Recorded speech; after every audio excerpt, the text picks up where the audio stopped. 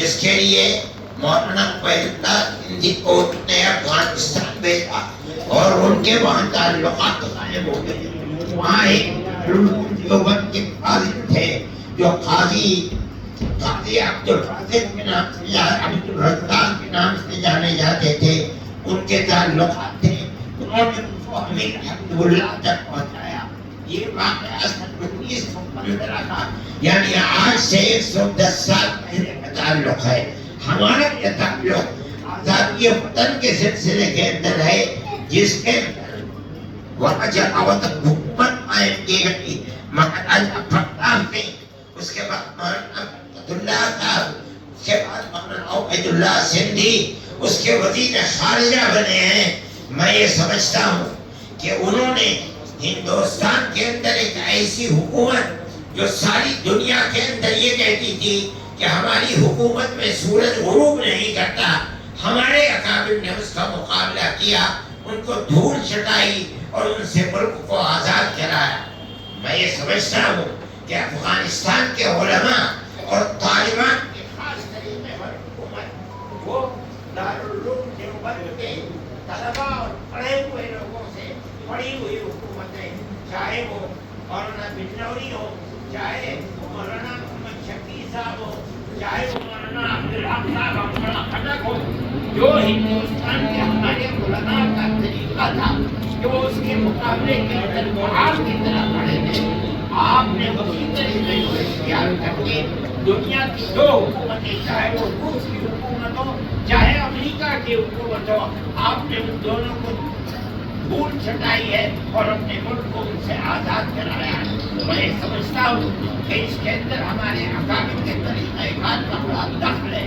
اس لیے آج آپ یہاں تشریف لائے ہیں, یہ آپ کی اور آپ کے اکابر کی مادر علمی ہے. اس کے ساتھ ساتھ انہوں نے ملک کی آزادی کے لیے جو انتہائی مضبوط کارنامے کیے ہیں, آپ کے کارنامے ان کے بعد اور ان سے حاصل کردہ کارنامے ہیں. اس کا مطلب یہ ہے کہ آپ ان کے راستے پر چلے, اور ہمارا ماننا یہ ہے کہ مسلک کے اعتبار سے, مذہب کے اعتبار سے, ملک کی آزادی کے اعتبار سے جو آپ کر رہے ہیں اس کا ثواب یقیناً سب کا آخرت ان کے لیے بھی ہوگا.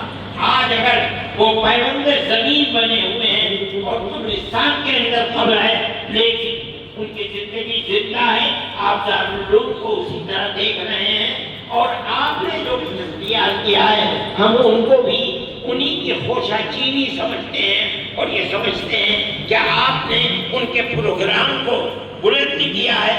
اللہ تعالیٰ آپ کو بلندی عطا فرمائے. آج آپ کا ملک ساری دنیا کے اندر ایک اسلامی ملک ہے جس کے اندر اسلام قرآن و حدیث کے حدود و قصاص کو آپ نے قائم کر رکھا ہے. ہماری یہ دعا ہے کہ اللہ ملک کو ترقی دے, اور جس سیاسی جذبے کو آپ نے زندہ کیا ہے آپ کو اللہ تعالیٰ اس جذبے کے اندر قوت عطا فرمائے, اور اسی طرح ایک اسلامی ریاست سارے ملک کے اندر دوسرے مسلمانوں کی ریاستوں کے لیے ایک طریقہ کار ثابت ہو سکے.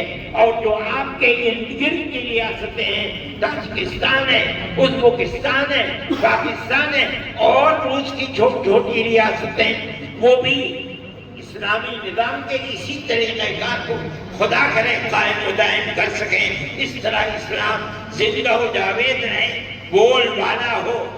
میں انہی کلمات کے ساتھ آپ کی تشریف آوری کا شکریہ ادا کرتا ہوں. میں یہ سمجھتا ہوں کہ وہ تحریک جو آزادی وطن کی چلی تھی وہ دارالعلوم کی اسی سرزمین سے چلی تھی, افغانستان تک پہنچی, آپ نے اسے اختیار کیا. آج اپنی مادر علمی کے اندر گویا کہ آپ مادر وطن کے اندر بیٹھے ہیں. ہمارے دل اس سے خوش ہیں, آپ جس جذبے کو دیکھ رہے ہیں یہ اسی خوشی کا جذبہ ہے. اللہ آپ کو خیر و عافیت کے ساتھ لے جائیں. دارالعلوم کی طرف سے آپ بھی سلام قبول کریں, اور میں کہتا ہوں کہ آپ امیر المومنین کو بھی ہمارے جذبے کو پیش کریں اور ہمارا سلام پیش کریں. وآخر دعوانا الحمدللہ رب العالمین.